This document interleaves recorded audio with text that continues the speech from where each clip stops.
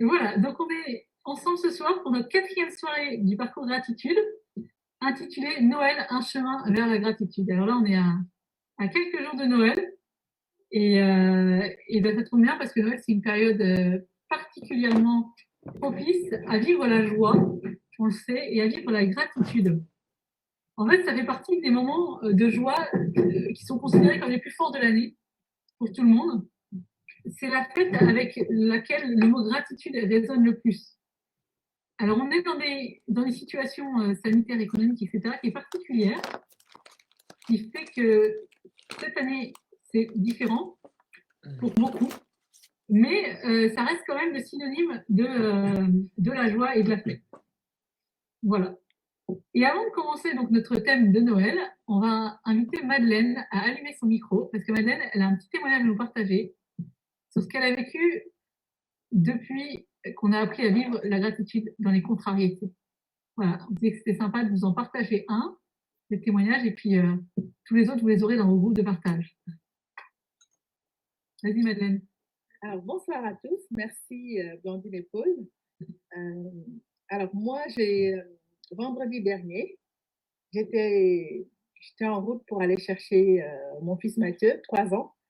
Et en fait, au moitié de la route, je me suis fait attraper par la pluie. Et j'avais en portage mon petit Louis-Marie qui a 2 mois. Et j'étais vraiment contrariée parce qu'on commençait vraiment à être bien trempés. Et voilà, au retour aussi, sur le chemin, j'avais Mathieu et j'étais un peu embêtée parce que la pluie rentrait de partout. Mais voilà, je me suis dit, à ce moment-là, dans ma contrariété, je me suis dit, non, Madeleine, tu restes dans la joie. Voilà, parce que j'ai décidé de rester dans la joie pour accueillir le Sauveur. Et voilà, je me suis mise à chanter avec Mathieu. Je lui ai proposé une chanson qu'il aime bien.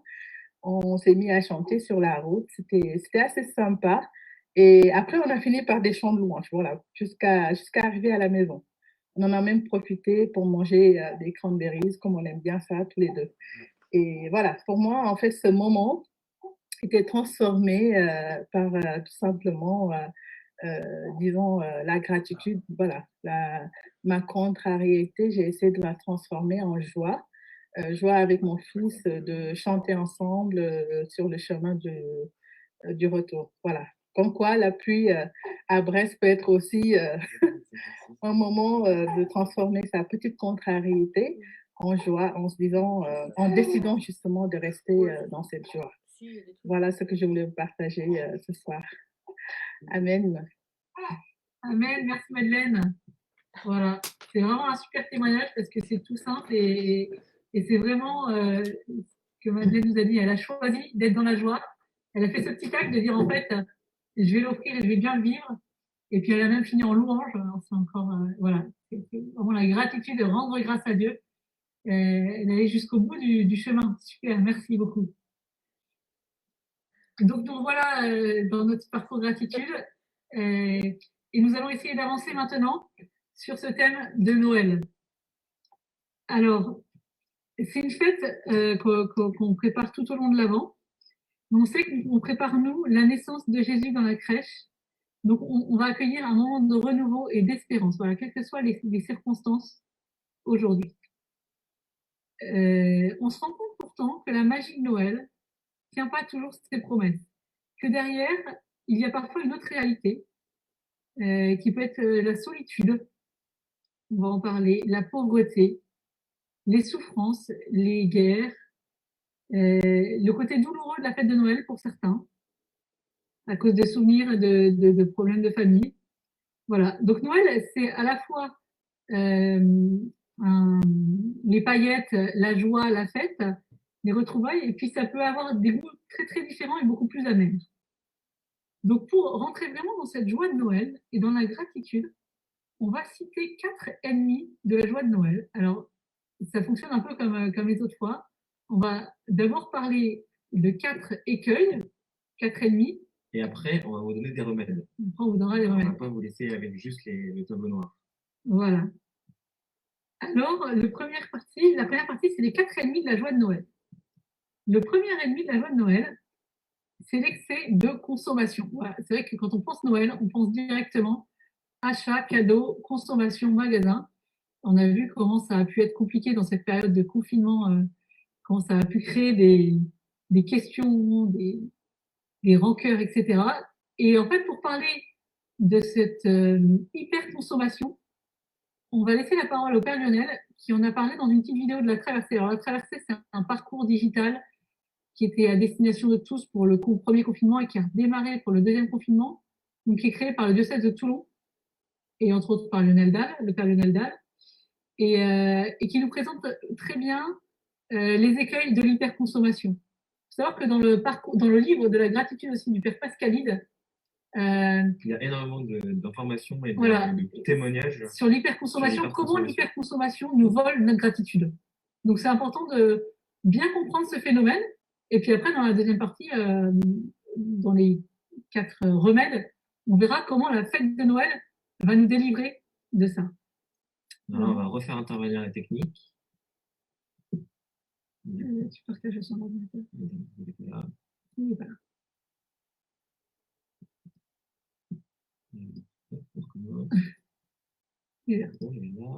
Hop.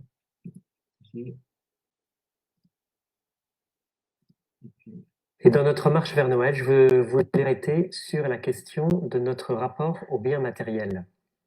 C'est frappant de voir comme la fête de Noël est devenue vraiment un événement commercial majeur. On pourrait presque dire que c'est devenu la fête de la surconsommation. Et donc je voulais m'arrêter quelque temps sur ce phénomène et voir avec vous quelques remèdes pour vivre un Noël différent. Noël est passé en quelques années, au fil des années, d'un rendez-vous familial et religieux à un moment d'hyperconsommation. C'est impossible, on pourrait dire, d'échapper à la frénésie d'achat qui s'empare de notre société. Black Friday, promotion en tout genre, files immenses dans les centres commerciaux, gaspillage de nourriture, montagne de cadeaux, etc., etc.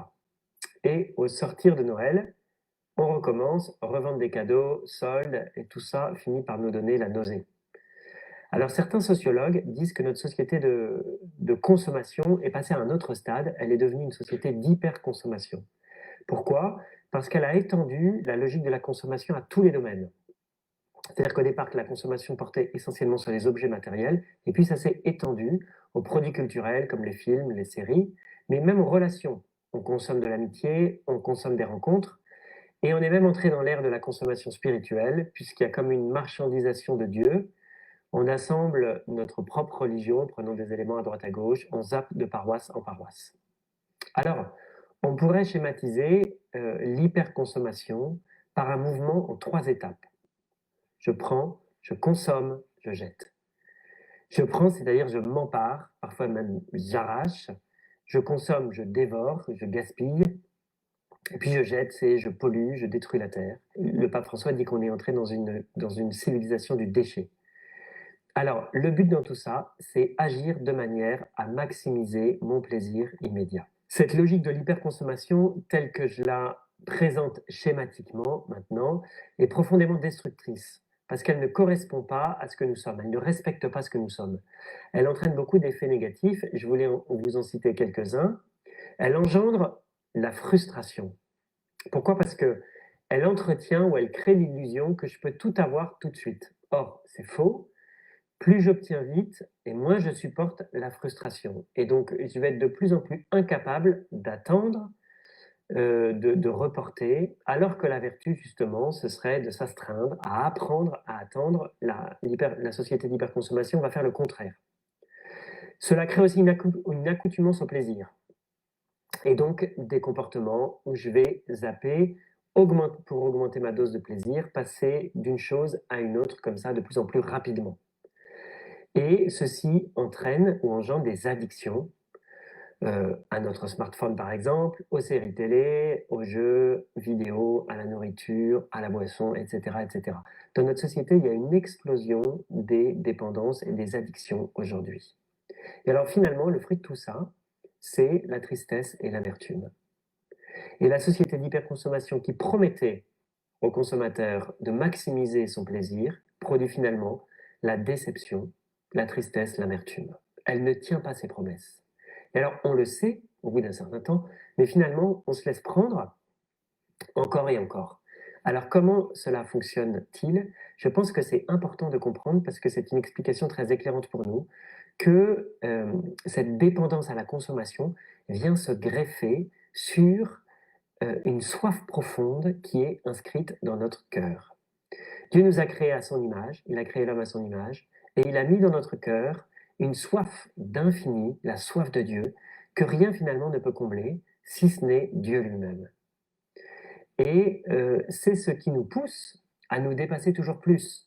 C'est ce qui fait que l'homme va chercher à aller plus loin, plus haut, plus vite, toujours plus loin, toujours plus haut, plus vite, à se dépasser toujours plus. D'un côté, c'est ce qui fait notre grandeur, et c'est ce qui nous distingue des animaux. D'un autre côté, ça explique aussi qu'on n'est jamais satisfait ici-bas, et que c'est assez inconfortable de ressentir cette soif, ce besoin de toujours plus. Ça peut même être, par certains côtés, angoissant. Et donc la stratégie de l'hyperconsommation va être d'anesthésier notre soif d'infini en remplissant notre esprit, notre cœur, par toutes sortes de choses, par la consommation de toutes sortes de choses, comme je l'ai dit, hein, aussi bien des biens matériels, de la nourriture, mais aussi des biens culturels, qui font qu'on va être comme repu, rassasié, et donc pendant un certain temps, on pourrait dire le temps où on digère, hein, on ne ressent plus cette soif d'infini. Mais après quelque temps, cette soif revient parce qu'on n'est pas complet.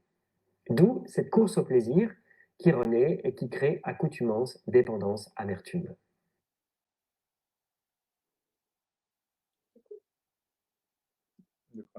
Voilà. Alors, rassurez-vous, c'est un peu condensé. C'est une vidéo où il essaye d'aller relativement vite. Elle sera en ligne avec le topo et je pense qu'on vous mettra la vidéo complète de la traversée. Parce qu'on ne l'avait pas prévu au départ, donc vous aviez très peu de place dans les carnets. Donc, je ne pense pas que vous ayez pu tout noter. Donc, elle sera en ligne avec ce topo et la vidéo complète sera mise également sur le Facebook. Parce que là, c'est la première partie donc, où il explique les méfaits de la surconsommation, de l'hyperconsommation. Et après, il donne aussi 4 remèdes, mais que nous, on va retrouver un peu éparpillés dans le topo. Donc, voilà. Et puis qu'on a déjà beaucoup travaillé aussi dans ce parcours gratitude, puisque on l'a dit, hein, l'hyperconsommation est un des ennemis les plus gros à la gratitude. On va essayer de parler un petit peu moins vite. Encore.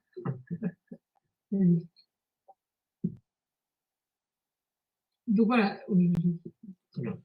Alors le deuxième ennemi, donc le premier c'était l'excès de consommation. Le deuxième ennemi de la joie de Noël, c'est la solitude. La fête de Noël, c'est une fête familiale. C'est un moment où on se retrouve en famille. Et par effet miroir, eh bien, les personnes seules, eh bien, elles sont encore plus marquées par la souffrance liée à leur isolement. Et en fait, cette année est particulièrement un exemple de cet isolement, puisqu'on a vécu des périodes de confinement, on est en crise sanitaire, et cette solitude, elle va être encore plus grande. Et en plus, on va voir de nouvelles solitudes apparaître. Chez les personnes fragiles, chez les personnes âgées aussi, on va voir des exemples de solitude, parce qu'elles ne pourront plus être entourées comme d'habitude. Et par exemple, à Noël, les gens vont commencer à se poser des questions. Est-ce qu'on va chez les grands-parents ou est-ce qu'on n'y va pas? Est-ce qu'ils vont s'isoler? Il y a des grands-parents qui vont se poser la question, je vais y aller, mais je vais essayer de m'isoler un maximum des enfants, d'être le plus loin possible et de ne pas les toucher. Donc ça va créer, même s'ils sont présents autour d'eux, ça va créer des isolements et des solitudes. Voilà, et c'était aussi le cas chez les jeunes. On va avoir des étudiants qui vont rester dans des chambres d'étudiants, qui vont être très isolés, qui ne vont pas pouvoir rentrer dans leur famille pour diverses raisons.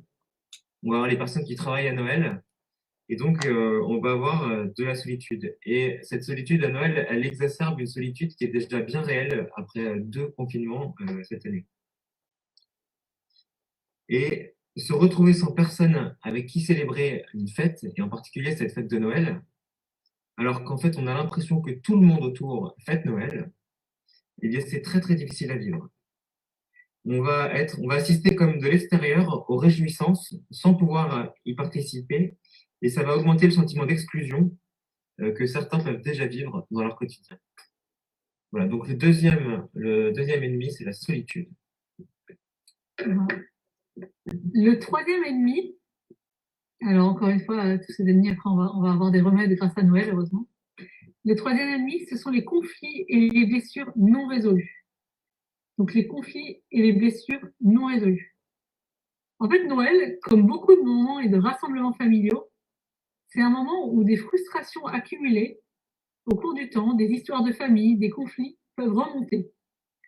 C'est pas systématique, mais ça peut arriver et ça arrive même souvent. Dans la fête familiale, on peut voir se rejouer des jalousies d'enfance, des querelles, des blessures, des rivalités qui reviennent sur le plateau, sur la table, des années plus tard, parce que ça n'a pas été réglé ou voilà, parce que le fait d'être à nouveau ensemble nous fait revivre des difficultés qu'on avait ensemble. Voilà. Ça peut être la place occupée dans la famille, des difficultés de jalousie, de rivalité. Peut-être que ça peut être aussi des séparations qui sont advenues ou des blessures. Parfois, pour certains, c'est des deuils qui ont été vécus dans les périodes de Noël et du coup, à chaque fois que la période de Noël revient, et ben, ces deuils sont difficiles et reviennent. Voilà. Donc ça, ce sont des risques que la fête tourne au fiasco, au règlement de compte, ou voilà, ou tout simplement à une rancœur et une amertume dans nos cœurs qu'on peut exprimer ou pas exprimer, mais ça peut arriver. C'est le rassemblement en fait familial qui peut régénérer ça. Et cette année, on a encore un nouvel écueil qui va nous arriver, c'est les questions de consignes sanitaires et les questions d'organisation. On en a un peu parlé dans la solitude, donc il y a ceux qui vont être complètement isolés. Et puis il y a ceux qui ne seront pas invités officiellement dans les 6 personnes, mais qui vont passer dans le camp des isolés. Et puis du coup, se dire, mais pourquoi moi, je ne peux pas y aller et les autres sont ensemble. Il y a ceux qui vont dire, mais non, mais en fait, il n'y a pas de raison qu'on soit que 6, voilà. Et il faut qu'on soit tous ensemble. Et puis il y a ceux, du coup, dans les familles qui ne vont pas s'entendre parce qu'on a le droit de ne pas être d'accord sur ce sujet-là. On a le droit d'avoir envie de porter le masque à l'intérieur et on a le droit de ne pas avoir envie de porter le masque à l'intérieur. Et voilà, donc on sait que on a un nouvel écueil qui va arriver sur ces sujets de contexte sanitaire. Et puis voilà, aussi au sujet des grands-parents, on en a un peu parlé aussi dans l'isolement. Voilà, de toutes les personnes fragiles. Ouais. Est-ce qu'il faut prendre le risque de les isoler et de leur dire bah, passez Noël chez vous tout seul pour être tranquille, ou est-ce qu'il faut prendre le risque de les prendre avec tout le monde et toute la famille et prendre le risque de les contaminer? Voilà, ce sont plein de questions qui arrivent dans les familles et qui ne sont pas simples à gérer, et qui n'ont pas de réponse parfaite et qui peuvent compliquer et régénérer des blessures et des conflits, des divisions. Voilà, donc la division, on sait que c'est toujours du côté de l'ennemi. Voilà, donc le troisième ennemi, le conflit. Le quatrième et le dernier ennemi qu'on va vous présenter, ennemi de la joie de Noël, ce sont les échecs et les péchés. Les échecs et les péchés. À Noël, on repense à l'enfant qu'on était, avec les rêves qu'on nourrissait, ce qu'on imaginait de notre vie, ce qu'on souhaitait devenir. Et puis, il arrive le moment où l'on compare avec ce qui s'est réellement passé. Et il y a forcément d'énormes différences. Et à partir de là, on peut facilement nourrir de nombreux sentiments négatifs, de la culpabilité, de la tristesse, de la déception, des regrets ou même de l'amertume, vis-à-vis de nos échecs que nous avons vécus, vis-à-vis des erreurs que nous avons commises ou vis-à-vis de nos péchés. Ce que nous avions souhaité pour notre vie ne s'est pas réalisé. Par contre, ce que nous ne souhaitions pas, ce que nous ne voulions pas, ce que nous souhaitons éviter à tout prix, eh bien, c'est parfois réalisé. Et donc, on a ces échecs et ces péchés qui peuvent être des obstacles à Noël. Et ça, on va le traiter tout de suite puisqu'on va reprendre en sens inverse tous ces ennemis et on va maintenant vous proposer des remèdes. Parce que là, on vous a proposé un tableau bien noir avec la surconsommation, la solitude, les conflits et les blessures, et puis les échecs et les péchés. Alors, heureusement, la joie de Noël, le mystère de l'incarnation, va nous aider à rentrer dans la gratitude.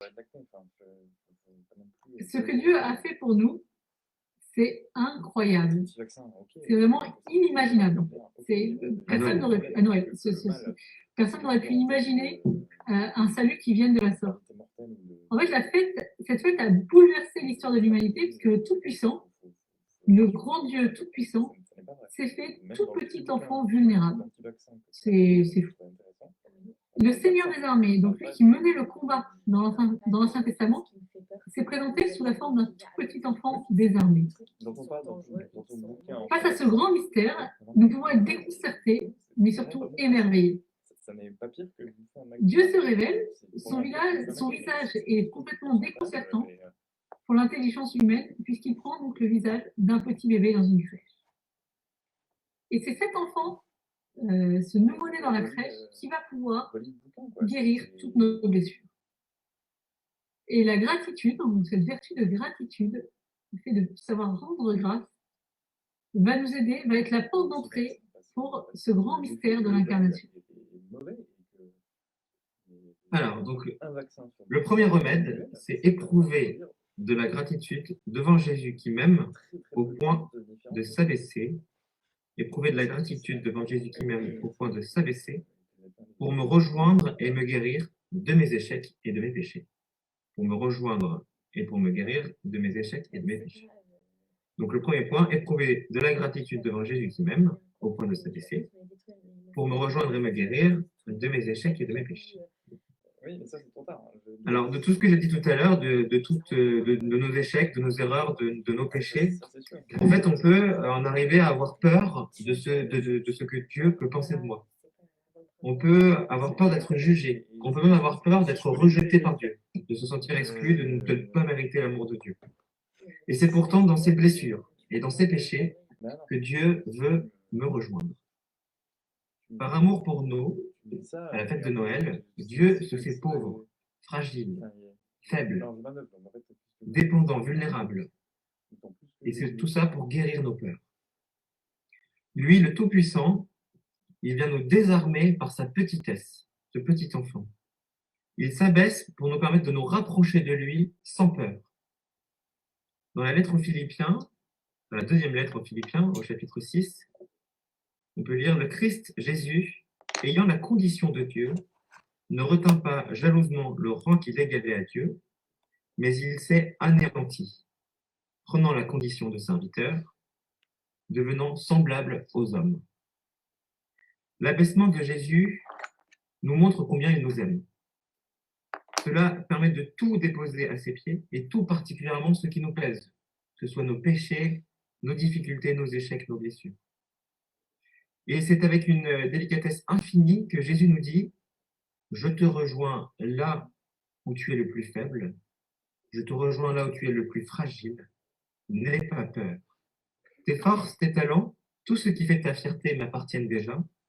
Donne-moi ce qui est difficile et douloureux en toi. » Voilà le prodige de Noël. Dieu nous rejoint en utilisant la porte de ce qui est blessé en nous, de ces lieux qui nous déplaisent à nous-mêmes. Quelle gratitude pouvons-nous avoir devant la délicatesse de ce Dieu qui se fait petit enfant pour ne pas nous effrayer. Devant l'enfant Jésus de la crèche, nous comprenons que nous n'avons pas besoin de nous grandir, de paraître, mais nous pouvons être tels que nous sommes en vérité. Ainsi, entrons dans la gratitude vis-à-vis de nous-mêmes. Et je conclurai du coup sur ce petit paragraphe par une phrase de Thérèse de Lisieux. Le propre de l'amour est de s'abaisser. Le propre de l'amour est de s'abaisser. Donc voilà la première étape, la gratitude devant Jésus qui m'aime au point de s'abaisser, de me guérir de mes échecs et de mes péchés. Le deuxième point qui va nous permettre de remédier aux blessures et aux conflits, c'est d'éprouver de la gratitude vis-à-vis de Jésus qui vient donner la paix à l'humanité. Il est le prince de la paix. Donc la gratitude vis-à-vis de Jésus qui vient donner la paix à l'humanité. Il est le prince de la paix. Alors le prophète Isaïe nous annonce, quand le Messie viendra, le loup habitera avec l'agneau, le léopard se couchera près du chevreau, le veau et le lionceau seront nourris ensemble, et un petit garçon les conduira. Ce petit garçon, c'est l'enfant Jésus dans la crèche. On peut se demander, nous, qui mettons-nous derrière le loup, l'agneau, le léopard, le lionceau? Qui sont toutes ces personnes rencontrées avec qui nous avons eu des conflits, des difficultés, des déchirements, Voilà. Qui sont ces personnes que le Christ, l'enfant Jésus de la crèche, le petit garçon va pouvoir rassembler, va pouvoir remettre dans l'unité. Le Gloria qu'on chante à Noël, les anges dans le ciel qui nous chantent gloire à Dieu au plus haut des cieux, et paix sur la terre aux hommes qu'il aime. Voilà, on revient sur cette paix. Jésus est venu rassembler dans l'unité les enfants de Dieu dispersés. Il veut m'aider à retrouver des relations paisibles, à entrer dans une démarche de pardon, de réconciliation, et me donner cette grâce infinie, cette grâce tant attendue de la paix intérieure et extérieure.